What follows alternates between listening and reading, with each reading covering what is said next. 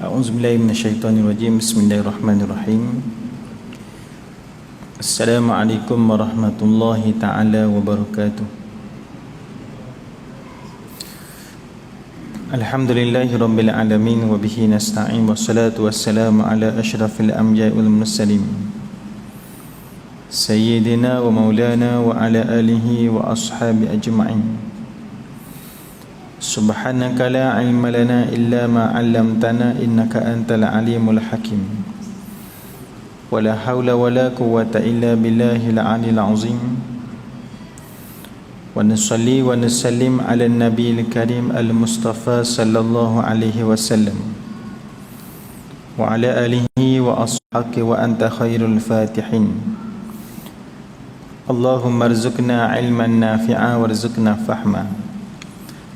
Pertama sekali mari kita sama-sama merafakkan kesyukuran kita kehadrat Allah Subhanahu wa taala di atas izin dan rahmat Allah Subhanahu wa taala dapat kita bersama-sama pada malam ini, diberi kesempatan dan diberi peluang oleh Allah. Mudah-mudahan dengan kesempatan dan peluang yang Allah Subhanahu wa taala berikan kepada kita, mudah-mudahan perbincangan kita pada malam ni diberkati dan dirahmati oleh Allah Subhanahu wa taala insya-Allah. Ya'kuluhunna sab'un 'ijaf wa sab'a sumbulatin khudrin wa ukhra yabisat. Ya ayyuhal mala'u aftuni fi ru'yaya in kuntum lirru'ya ta'burun. Qalu adwasu ahlami. Ayat yang ke-43 ni sudah masuk kepada lebih kurang pada fasal yang ke-9. Fasal dalam kehidupan Nabi Yusuf yang mempunyai liku-liku dia. Daripada kecil ni tuan-tuan, dengan tidak ada sebab. Dia dipenjarakan kerana difitnah dan dia tidak didakwa. Dipenjarakan tanpa diberikan hak untuk membela diri dia, kemudian dipenjarakan selama beberapa tahun. Sewaktu mana Nabi Yusuf alaihi salam dalam mimpi aku bahawa aku memerah anggur. Memerah anggur maknanya dia punya maksud daripada mimpi tersebut bahawa laki-laki ni, pemuda ni, dia akan dibebaskan daripada penjara dan dia akan memberikan minum anggur kepada memberikan minum anggur kepada raja, kepada mana dijatuhkan hukuman. Kemudian Nabi Yusuf sebut kepada yang berjaya tadi, dia kata apabila kamu berjaya, kamu keluar, kamu sebutlah kepada tuan kamu berkenaan dengan diri aku. Kemudian bila dia keluar, fa'ansahu syaitan, pada waktu tu mana dia telah dilupakan oleh syaitan. Jadi bila dia keluar daripada penjara, lalu menyebabkan dia ni lupa, tuan-tuan, lupa, dan dia tidak menceritakan apakah yang berlaku berkenaan dengan Nabi Yusuf kepada raja tersebut. Dia difitnah oleh Al-Aziz pada waktu tersebut. Dia digoda oleh perempuan Al-Aziz, kemudian dia difitnah, kemudian dia dipenjarakan 9 tahun. Allah menyusun kehidupan Nabi Yusuf alaihi salam daripada kecil, tuan-tuan, dia disusun sehinggalah dia dipenjarakan. Dalam penyusunan setiap perkara yang berlaku ni, tuan-tuan, mesti ada hikmah dia. Dalam kehidupan kita ni dia ada hikmah. Walaupun kita nampak susah bagi kita, walaupun kita nampak itu merupakan ujian bagi kita, tetapi kita perlu ingat bahawa setiap ujian yang Allah Ta'ala bagi ada hikmah yang tertentu yang kita tidak mengetahuilah. Mana waktu yang paling tepat sekali Nabi Yusuf keluar, kerana memang takdir Allah Ta'ala nak jadikan Nabi Yusuf ni seorang Nabi, seorang Rasul, kemudian dia akan menjadi pembesar. Cuma perjalanan dia tu, tuan-tuan, daripada awal memang orang tak nampak agak kabur perjalanan dia. Daripada seorang anak Nabi yang berada di bumi Palestin, tiba-tiba Allah mentakdirkan dia untuk menjadi pembesar di satu kerajaan yang cukup besar di Mesir. Bukan di bumi Palestin tapi di Mesir. Memang takdir dia akan menjadi menteri di Mesir, tapi bagaimana perjalanan yang Allah Ta'ala susun. Dia ada liku-liku dia tuan-tuan. Sebab tu setiap daripada kehidupan kita ni ada hikmah yang perlu kita ambil. Sebab tu bila kita diuji oleh Allah, kita perlu berhusnuzan dengan Allah Subhanahu wa taala. Bila kita husnuzan pada waktu tersebut, kita mengharapkan berat mana sebesar mana pun ujian yang Allah Taala berikan kepada kita, kita mengharapkan bahawa Allah Taala bagi kekuatan pada waktu tersebut. Kalau ujian tu kecil tuan-tuan, tapi kalau kita tak mampu nak menempuhi ujian tersebut, maka mana kita akan berselerok kan. Jadi kehidupan kita akan jadi serabut, tak tenang dan sebagainya. Tapi kalaulah kita mempunyai kekuatan, sebesar mana pun ujian yang datang pada waktu tersebut kita boleh tempuhi kan. Macam contoh maknanya di hadapan kita ada beban kan. Beban tersebut lebih kurang berat dia 30 kilo. Kalau tuan-tuan 30 kilo kita, mana orang dewasa ni kita boleh angkat 30 kilo. Beban besar, walaupun besar, tapi kita ada kekuatan untuk kita angkat sebab 30 kilo. Tapi kalaulah budak yang berumur kan 3 tahun, depan dia tuan-tuan 1.5 kilo, bukan 30 kilo, 1.5 kilo kan, dengan kekuatan dia yang begitu terhad, kecil lagi tuan-tuan, maka dia tidak boleh angkat. Bukan soal kecil ataupun besar bebanan tersebut, tapi soalnya adakah kita mampu untuk mengangkat beban tersebut. Sebab tu orang yang hebat ni tuan-tuan bukan orang yang mempunyai kelebihan sewaktu mana hidup dunia ni.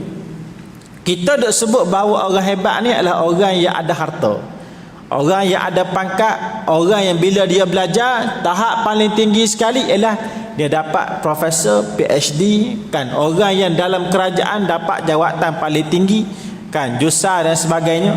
Kita sebut orang ni orang hebat kan. Orang yang hebat bukan orang yang memiliki, tapi orang yang hebat sebenarnya ialah orang yang dapat menempuhi setiap daripada ujian dalam hidup dia kan. Jadi kalaupun dia memiliki tuan-tuan, tapi kalaulah dengan kemampuan dia tersebut dia tak mampu hadapi ujian kan, mana orang ni tidak dikira sebagai orang yang hebat kan. Jadi sebab itulah kita perlu berhusnuzan dengan Allah Subhanahu wa taala.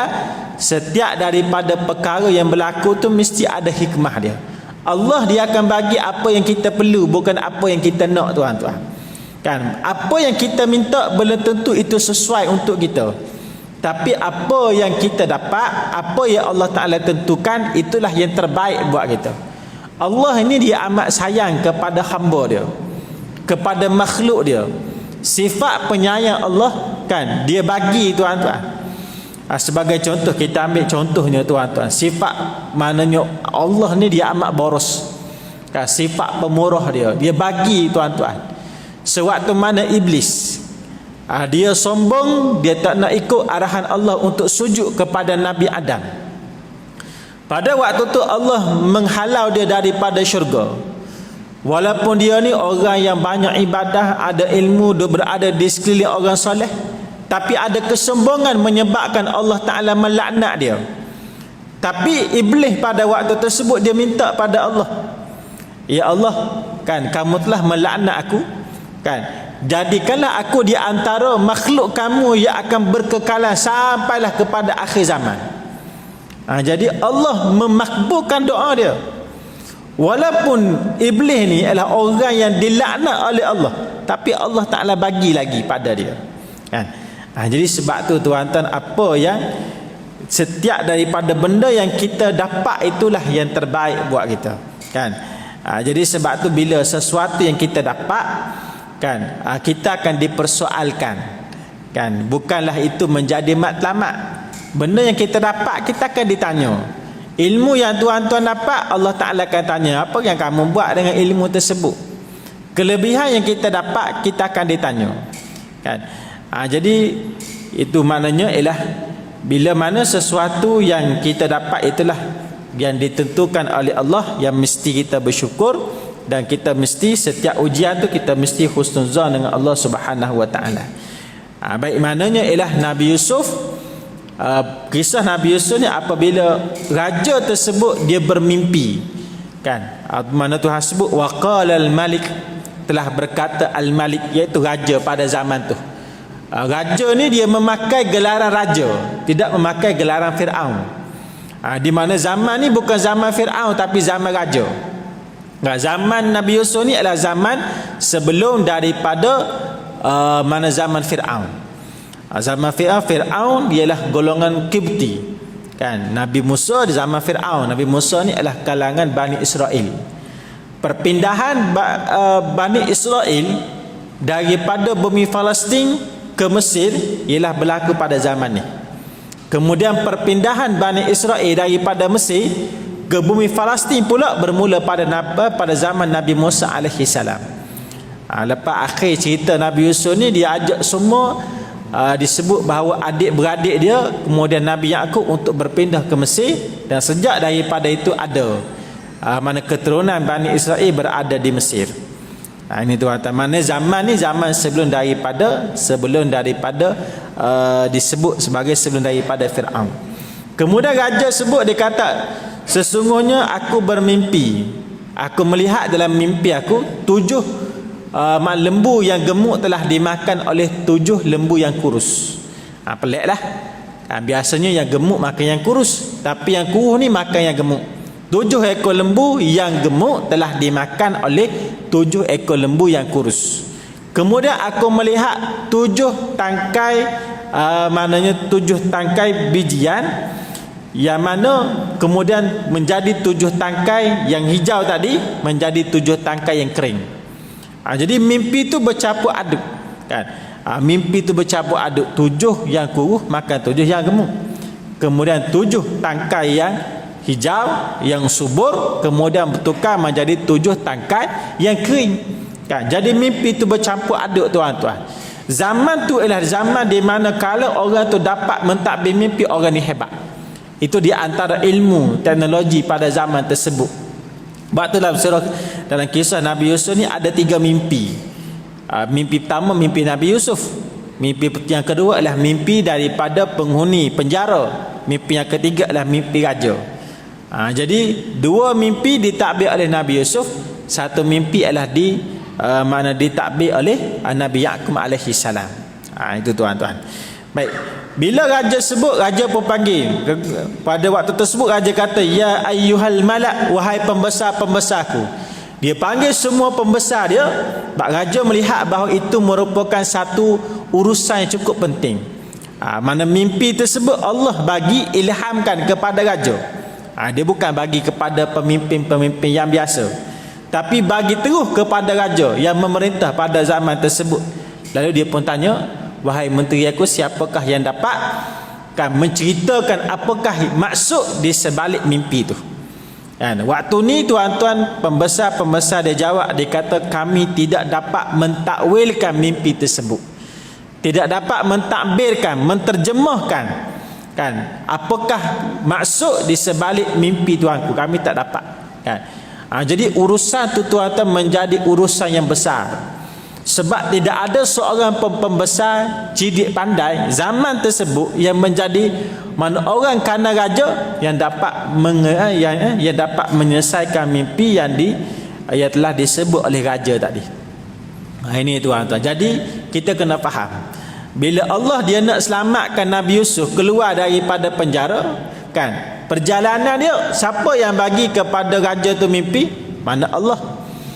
Kemudian waktu tersebut tuan-tuan, walaupun jarak dia 9 tahun, pelayan raja yang pernah menjadi teman kepada Nabi Yusuf, 9 tahun yang lepas, Allah Taala sebut, wa qala allazi naja minhuma, dan telah berkata orang yang berjaya, salah seorang di antara 2 pemuda yang bersama dengan Nabi Yusuf dulu. Kemudian Allah Ta'ala sebut waddakara ba'da ummah. Lalu pemuda ni dia ingat, dia mengingat balik dengan begitu kuat, memerah keringat dia, ingatan dia nak ingat balik tentang Nabi Yusuf 9 tahun lepas. Sebab tu Allah Ta'ala tak guna dengan perkataan wazzakara, dia ingat balik, dia mengimbar balik tak. Tapi dia nak Allah Ta'ala ceritakan bagaimana mana pemuda tadi dia mana memerah keringat dia kan, dia punya kepala dia perah sebab nak ingat balik benda yang terjadi 9 tahun lepas. Ada seorang yang boleh mentakbir mimpi sewaktu mana dia berada dalam penjara tu. Jadi tuan-tuan, kalau kita lihat, maka kalau kita lihat siapakah yang telah memberikan ilham kepada pelayan tadi kan, walaupun 9 tahun dia boleh ingat kan, mana Allah yang memberikan ilham kepada maknanya kepada pelayan tersebut. Jadi cara Allah Ta'ala nak selamat seseorang ni kan, mana ada cara dia kan, yang mana urusan tu kita serahkan kepada Allah Subhanahu Wa Ta'ala kan. Manusia ni hanya sekadar berusaha saja. Nabi Yusuf usaha kan, dia dah pesan dah, bila kamu keluar kamu sebutlah tentang aku. Tapi bila pelayan tu dia keluar, dia lupa tuan-tuan. Jadi dia dah usaha, tapi hak ataupun mana ketentuan yang mutlak itu ialah ditentukan oleh Allah Subhanahu Wa Ta'ala. Kita ni hanya sekadar dah usaha saja kan. Usaha dan ikhtiar itulah yang akan menjadi kan pahala dan nilaian di sisi Allah Subhanahu Wa Ta'ala. Tuhan akan tengok apa yang kita buat, bukan apa yang kita dapat kan. Jadi apa yang kita buat itulah yang akan dikira pahala kan. Mana kesungguhan kita, mana semangat kita kan, usaha yang kita buat, dia punya masa yang kita mana luangkan untuk melakukan kebaikan tersebut kan. Kita datang ke masjid tuan-tuan, tiba-tiba kan, contohnya nak datang dengan kuliah kan, tiba-tiba ustaz tak datang contohnya. Dah datang dah, ada usaha kan, penat lelah kan, kita tinggalkan semua kehendak kita yang lain kan, TV kita tinggal, handset kita tinggal bagai contoh kan, datang ke masjid dapat pahala. Kehadiran tu walaupun ustaz tak datang tapi kita dapat pahala. Sebab bukan maknanya apa yang kita dapat tu yang akan jadi ukuran, tapi apa usaha kita yang kita buat pada waktu tersebut. Baik, waddakara ba'da ummah ana unabbiukum. Kemudian pelayan tak disebut, dia kata aku boleh ceritakan apakah maksud di sebalik mimpi ni. Dia beritahu kepada raja, tapi maknanya hantarkanlah aku untuk berjumpa dengan seorang laki-laki yang aku pernah jumpa dalam penjara dulu. Fa'arsilu, dia sebut, dia kata maka hantarkanlah aku kepada dia. Ini nak menunjukkan pada kita, setiap ayat Quran ni dia menggambarkan bagaimana peristiwa tersebut tuan-tuan. Pemilihan perkataan yang tepat kan membawa kepada kita dapat faham bagaimana situasi pada waktu tu. Bila pelayan ni sebut, dia kata fa'arsilu, maka hantarkanlah aku pada dia. Ulama kata ini nak menunjukkan kepada kita bahawa penjara Nabi Yusuf dengan istana tu jauh kan. Bukan dia kata nanti aku pergi jumpa, tak. Tapi pelayan tu minta bahawa bawalah aku untuk pergi berjumpa dengan dia. Nak menunjukkan bahawa keadaan penjara Nabi Yusuf tu jauh daripada kota, jauh daripada istana, sehingga memohon kepada raja untuk menghantar dia, bawa rombongan untuk pergi jumpa dengan Nabi Yusuf alaihi salam. Ini fa'arsilu, maka ayat ataupun kalimah yang digunakan oleh Allah Subhanahu Wa Ta'ala nak menggambarkan situasi dan keadaan pada waktu tersebut. Baik, kita lihat lagi ya. Dia ada benda yang kita nak bincang tuan-tuan sikit lagi kan. Pada ayat yang ke-46, kemudian Allah Ta'ala sebut Yusuf ayyuhas-siddiqu. Pelayan tu bila dia jumpa dengan Nabi Yusuf, dia kata wahai Yusuf, aftina fi sab'i baqaratin. Kamu ceritakanlah kepada aku apakah yang dimaksudkan dengan mimpi raja ni. Kan, raja ni bermimpi 7 ekor lembu yang kurus telah memakan 7 ekor lembu yang gemuk, kemudian 7 tangkai yang hijau kemudian bertukar menjadi 7 tangkai yang kering. Ceritakanlah kepada kami, mudah-mudahan aku dapat menceritakan takbir mimpi tersebut kepada raja kami. Mana sebab ini telah menjadi urusan negara kan. Tak ada seorang pun yang dapat menceritakan apakah maksud di sebalik mimpi ni kan. Jadi aku datang minta kepada kamu supaya kamu dapat menolong kami dan menceritakan kepada kami tentang mimpi tersebut. Jadi walaupun dia sekadar mimpi tuan-tuan, tapi dia ada maksud dia kan. Nabi Yusuf tuan-tuan bila dia dengar apa yang disebut oleh laki-laki tadi, kan, oleh kawan dia tersebut, pelayan tersebut. Jadi pelayan ni dia seorang yang amanah, seorang yang jujur. Dia tidak menambah satu pun, kan, daripada pesanan raja tu. Dia tak tukar apa yang disampaikan oleh raja, itulah yang dia sampaikan kepada Nabi Yusuf. Dia bukan tukar bahawa 7 ekor lembu yang kurus telah memakan kerbau yang gemuk. Dia tak tukar, kan. Jadi biji tu dia sebut biji tu, kan. Dia tak tukar biji tu warna hitam, warna hijau, warna putih bertukar jadi warna gelap. Dia tak sebut, kan. Apa yang disebut oleh raja, itulah yang disebut oleh dia. Jadi membawa maksud takbir itu akan menjadi sama. Apa yang disebut oleh Nabi Yusuf, itulah takbir sebenar yang berlaku kepada raja. Kalaulah dia tukar tuan-tuan, kan, dia akan menjadi membawa kepada maksud yang lain. Sebab tu dalam ni kita faham bahawa walaupun pelayan ni tidak beriman kepada Allah, kan, tetapi dia seorang yang amanah dan jujur dalam perkataan dia. Dia jujur. Sebab tu istilah benar dan jujur ni amat penting dalam kehidupan kita. Pembohongan ni dia membawa kepada kerugian. Kalaulah dia bawa cerita yang salah, maka takbir mimpi tadi akan jadi salah. Jadi disebabkan dia ni seorang yang benar, maka takbir mimpi tersebut akan membawa kepada takbir mimpi yang benar. Jadi orang tu sebab tu dalam maknanya ialah dalam kita nak menyuruh seseorang menyampaikan maklumat, kena cari orang yang benar tuan-tuan. Tak boleh tengok orang yang fasik, kan. Orang yang fasik ni dia ada kemungkinan untuk berbohong, kan. Kalau contohnya orang tu dia tak semayang, fasik. Orang yang minum arak fasik. Kalau maknanya hukum Allah dia boleh langgar, apakah kita dia tak nak langgar, kan. Kalau orang tu dia amanah dengan hukum Allah, dia jaga semayang, kan, maka dia tidak akan berani untuk berbohong. Kerana kalau dia berbohong, walaupun kita tak nampak, tapi Allah Ta'ala nampak. Ini orang yang fasik ni, sehingga Allah Ta'ala sebut mana in ja'akum fasikum binaba'in fatabayyanu. Apabila datang kepada kamu seorang yang fasik, kamu kena cek dulu. Bukan tu kita cek dia tu berbohong, tapi kena cek, kan. Jadi pemberita, kan, berita yang kita dapat hari ni tuan-tuan kena dapatkan dengan cara betul, kan. Mana banyak yang kita dapat berita ni salah, kan. Salah, berita yang salah membawa kepada pemahaman kita juga akan jadi salah. Jadi sebab tu kena dapat berita yang betul tuan-tuan. Baik. Jadi nak sebut pada kita bagaimana amanahnya, maknanya disebut dengan kawan ataupun yang membawa berita tadi kepada Nabi Yusuf alaihi salam. Bila Nabi Yusuf dia mendengar dia punya khabar daripada dia mendengar khabar daripada pelayan tersebut, Nabi Yusuf dah mengetahui apakah maksud dia. Ini hebatnya Nabi Yusuf yang perlu kita tiru tuan-tuan. Nabi Yusuf bila dia tahu bahawa maksud mimpi tersebut akan berlakunya 7 tahun yang subur, kemudian 7 tahun yang kemarau. Maknanya bila 7 tahun kemarau ni dia akan membawa kesusahan kepada masyarakat, kepada rakyat pada waktu tersebut. Jadi bila membabitkan kepada masyarakat, dia merupakan maknanya disebut sebagai maslahah ummah yang perlu diselesaikan.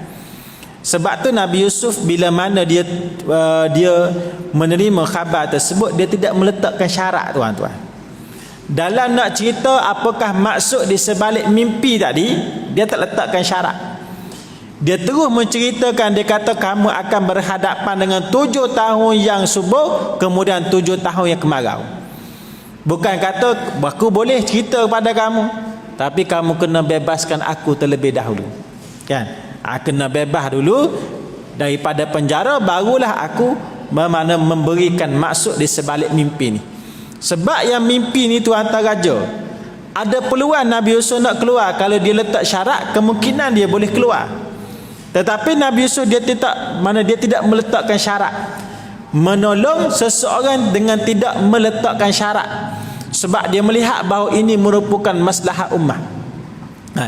Sebab tu hari ni tuan-tuan ramai orang yang nak menolong, tapi dengan syarat memberikan mileage kepada dia. Orang tanya kenapa tak nak tolong, dia kata buat apa kami nak tolong, mana orang ni bukan daripada puak kami, bukan kami yang lantik, maknanya bukan kami yang yang sokong dia. Jadi sebab tu kami tak nak tolong dia, kan? Ini merupakan pemahaman yang salah. Bila membabitkan maslahat ummah tuan-tuan, masyarakat secara keseluruhannya, kita menjadi tanggungjawab kalau kita ada ilmu dan kefahaman pada waktu tersebut. Kalau contohnya tuan-tuan, kan, kita benci sangat pada jiran kita, kita tak suka pada dia, tapi kalau ada pencuri nak masuk rumah dia tuan-tuan, kita kena bagi tahu, sebab dia membabitkan kepada maslahah, kan, kemudaratan. Kalau kita tak cerita, kemungkinan dia akan dimasuki oleh pencuri, dia akan rugi, kan. Jangan kita duk maknanya ingat bahawa biarlah pencuri masuk dalam rumah dia, biar dia rugi. Ini pemahaman yang salah. Islam tidak mengajar, kan, kita memberikan pertolongan dengan meletakkan syarat, kan. Maknanya kita memberikan pertolongan, membantu seseorang kerana kita mengharapkan pahala daripada Allah. Kalau kita mengharapkan kalau kita mengharapkan manfaat daripada manusia, kan, waktu tu kita akan meletakkan syarat, kan. Nabi Yusuf dia tidak meletakkan syarat tuan-tuan, sebab dia tahu yang perlu diselamatkan bukan hanya dia saja, tetapi yang perlu diselamatkan ialah masyarakat di negara Mesir pada waktu tersebut. Walaupun mereka pada waktu itu tidak beriman kepada Allah, tetapi menolong manusia itu di antara satu perkara yang wajib tuan-tuan. Bila kita nampak maknanya ada kemudaratan yang nak berlaku. Ini Nabi Yusuf mengajar kepada kita benda-benda yang macam ni tuan-tuan. Sebab tu bila kita nak bagi pandangan, kita nampak ada kemudaratan, bagi pandangan, walaupun orang terima tak nak terima, itu itu bukan urusan kita tuan-tuan. Jadi bila kita dapat mengetahui sesuatu perkara, ada tanggungjawab yang perlu kita laksanakan. Kalau kita tak bantu dia pada waktu tersebut, contohnya menyebabkan dia rugi, menyebabkan kehidupan dia akan jadi hancur, kan. Jadi pada waktu ni kitalah yang akan dipertanggungjawabkan oleh Allah Subhanahu Wa Taala. Di benda-benda ni, kan, walaupun kita sebut itu bukan urusan aku, kan, tetapi kita perlu melihat bahawa kalaulah kita mengetahui, kan, nampak kemudaratan, kita perlu maklumkan kepada manusia tuan-tuan. Itulah. Jadi bagaimana Nabi Yusuf dia mentadbir mimpi dengan tidak meletakkan syarat. Dia sebut pada waktu Nabi Yusuf sebut qala tazda'una sab'a sinina da'aba. Waktu tu Nabi Yusuf kata, hendaklah kamu menanam selama 7 tahun berturut-turut, menanam dengan bersungguh-sungguh. Waktu 7 tahun ni kamu akan menghadapi 7 tahun yang subur. Tanamlah dengan bersungguh-sungguh, kerana pada waktu selepas daripada tu akan berlakunya kemarau. 7 tahun yang subur ni, kemudian kamu ketam, kan. Bila nak mengetam gandum tersebut, biarkanlah ia pada tangkai-tangkai dia, jangan buang daripada tangkai. Kalau kamu dapat contohnya 2 kali ganda daripada hasil yang biasa, kamu simpanlah separuh, kan, untuk makanan kamu, dan kamu simpan lagi simpan separuh, ambil separuh untuk kamu gunakan sebagai makanan kepada kamu. Jadi produktiviti itu perlu dipertingkatkan. Kalau contohnya produktiviti, kan, dapat hasilkan gandum contohnya dalam sekilo sehari contoh, tapi kena gandakan, kena dapatkan 2 kilo. Yang 1 kilo tu kamu ambil makan, 1 kilo lagi kamu kena simpan. Ini bagaimana Nabi Yusuf mengajar kepada kita. Simpan tuan-tuan, kan, simpan apa? Simpan makanan. Bila dah tahu akan berlakunya suatu isu yang membabitkan bencana alam, peperangan dan sebagainya, pada waktu tu orang yang memberikan menabur bakti pada tanah, dia akan dapat hasil, kan. Nabi Yusuf zaman ni tuan-tuan, zaman di Mesir ni, emas apa semua ni banyak. Nabi Yusuf tak sebut bila 7 tahun yang awal-awal ni kamu simpan emas. Nabi Yusuf tak sebut macam tu. Tapi yang sebut oleh Nabi Yusuf ialah bila kamu tanam gandum, yang mana kamu ketam tu jangan buang daripada tangkai-tangkai dia. Sebab bila waktu musim kemarau tuan-tuan, selepas daripada tu Tuhan sebut summayati min ba'di dzalika, kemudian selepas daripada zaman 7 tahun yang subur, kamu akan berhadapan dengan 7 tahun yang panas, yang kemarau. 7 tahun tidak ada air, sungai ni akan menjadi kering, tanah akan menjadi kering. Tanam apa pun dia tak dia tidak dapat menyuburkan, tak dapat hasil. Kan? Jadi nak hidup macam mana dalam 7 tahun kemarau tersebut? Ini alam tuan-tuan. Hukum alam ni kan kita tak boleh nak ubah. Kan? Ketentuan Allah. Kan? Macam contoh hujan tak hujan bukan urusan kita. Air kemarau macam mana itu bukan urusan kita, kan? Ada seorang tersebut dia kata, kita nak kawal hujan tak boleh. Nak kawal kencing kita pun tak boleh. Siapa nak kawal hujan? Yang keluar daripada mana kita sendiri pun tak boleh kita kawal, apatah lagi nak kawal hujan. Bila membabitkan alam tuan-tuan, dia akan terjadi. Nah, dia akan jadi dengan izin daripada Allah Subhanahu Wa Taala. Jadi Nabi Yusuf diajar supaya menyimpan makanan. Kan? Jadi ada nampak dia punya maknanya logik dia tuan-tuan. Walaupun Nabi Yusuf duduk dalam penjara, kan, dia bukan sekadar cerita apakah yang dimaksudkan oleh mimpi tersebut, tapi dia cerita cara nak selamat daripada bencana tu. Ini bagaimana rasa kasih sayang seorang rasul, seorang nabi kepada umat dia pada waktu tersebut, kan. Jadi dia cerita, kamu nak selamat, maknanya dia punya tanaman kamu jangan kamu buang daripada tangkai dia. Jadi hari ni tuan-tuan kita nampak, kan, bila berlakunya El Nino contohnya. El Nino ni memang dah dijangka daripada tahun lepas lagi, dijangka bahawa akan berlakunya El Nino. Di kawasan India yang panas terik, di Afrika panas terik, akan kesan ke tidak ke tempat kita? Akan kesan. Negara kita tuan-tuan, kita ni bukan negara yang tanam padi kan untuk makan sendiri, tak. Dia punya hasil dalam negara kita ni tak cukup untuk keperluan dalam negara, tak cukup. Kan kita hanya lebih kurang dalam 50% pun saya rasa tak sampai. Untuk keperluan rakyat dalam negara ni tak cukup. Begitu juga hasil-hasil daripada tangkapan laut, ikan sebagainya. Maknanya bukan kita bergantung kepada nelayan kita. Kita perlu ekspor, kita perlu import daripada luar.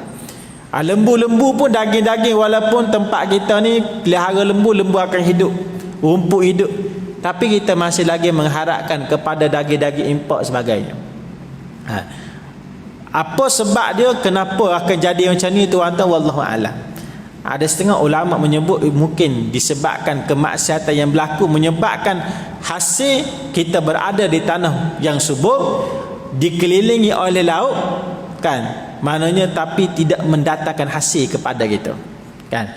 Kalau kita lihat kerajaan Jepun, kan, dia membeli beras yang ditanam oleh rakyat dia 2 kali ganda, sebab dia nak menggalakkan kepada rakyat dia untuk menanam sendiri beras tersebut, kan.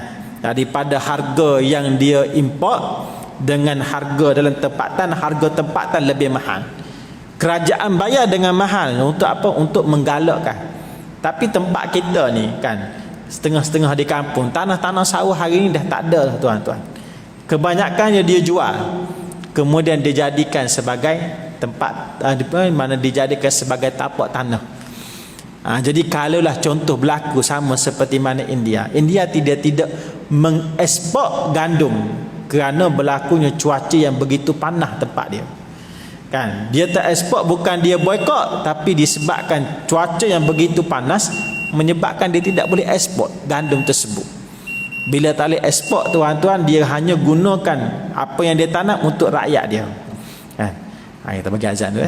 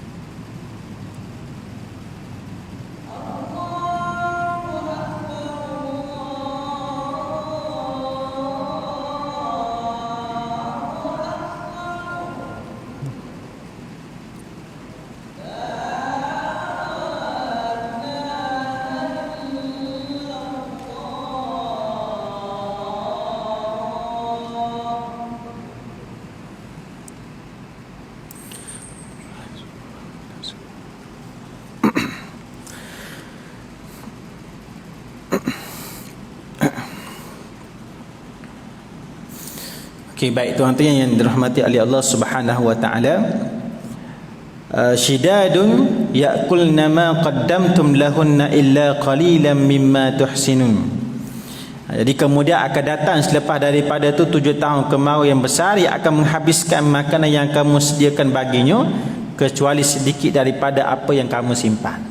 Jadi penyimpanan ni, cara penyimpanan apabila nak berlakunya isu-isu ataupun nak berlakunya krisis dalam sebuah negara.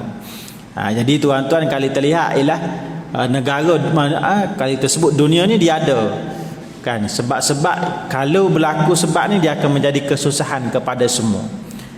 Dan kesusahan ni ialah disebabkan maknanya disebabkan oleh kelakuan ataupun apa yang dilakukan oleh manusia itu sendiri. Bagi contoh, kalau orang tanya kenapa minyak mahal sekarang, jadi minyak mahal antaranya dengan sebab peperangan lah yang berlaku.